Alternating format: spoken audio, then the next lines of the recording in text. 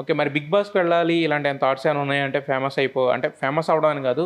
అంటే అలాంటి వాళ్ళు ఏమన్నా టచ్ చేస్తే మీరు వెళ్ళే అవకాశం ఏమైనా ఉంటదా? ఎందుకంటే సి ఐఎమ్ ఎస్ మ్యాన్ అంటే మీరు ఇప్పుడు అడిగారు ఎన్టీవీలో వచ్చి వర్క్ చేయండి అంటే చేస్తా వచ్చి, ఆర్ ఎవరైనా ఏదైనా చేద్దాం అంటే నేను చేస్తా. ఎస్ మ్యాన్, నో అనేది ఉండదు ఇంకా. నో వన్ ఉండదు. ఎస్ మ్యాన్ అని ఒక సినిమా ఉంటుంది, watch it. Dumb and dumber లో హీరో ఆయన సినిమా, వాచ్ ఇట్, ఎస్ మ్యాన్. దానివల్ల అడ్వాంటేజ్ ఏంటో మీకు తెలుస్తుంది. సో బిగ్ బాస్ నుంచి వస్తే వెళ్తా నేను, I will be myself. Okay. అది 1 week లో వచ్చేస్తానా బయటికి, 1 day లో వచ్చేస్తానా అనేది పాయింట్ కాదు. అంటే మీ ఇంటెలెక్చువల్ ప్లేకి మరి ఎన్ని రోజులు? It does not matter, but I want experience everything. Once in life time opportunity. Life అనేది ఒకటే, ఈసారి ఆపర్చునిటీ వస్తే వెళ్తా. ఈసారి 2-3 ఎపిసోడ్లు కూడా రివ్యూస్ పెట్టినట్టున్నారు మీరు. పెట్టాను, కానీ ఏంటంటే తర్వాత నేను అన్ని ఎపిసోడ్స్ చూడట్లేదు.